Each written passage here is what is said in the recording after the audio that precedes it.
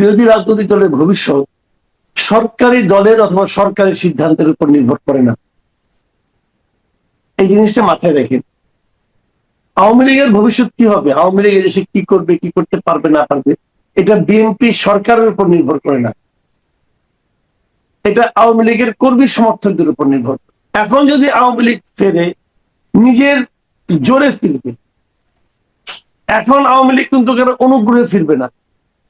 যদি আওয়ামী লীগ ফিরে, আওয়ামী লীগের কারো কাছে কোনো কৃতজ্ঞতা থাকার দরকার হবে না, বলতে হবে না যে তোমরা আমাদের ফিরিয়েছো অথবা তোমাদের প্রতি আমি কৃতজ্ঞ, এটা বলতে হবে না। এখন আওয়ামী লীগ নিজ দায়িত্বে ফিরবে।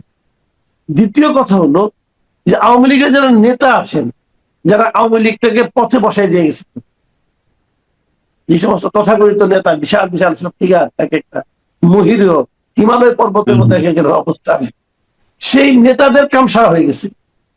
ওই নেতারা কিন্তু এমনিও দেশে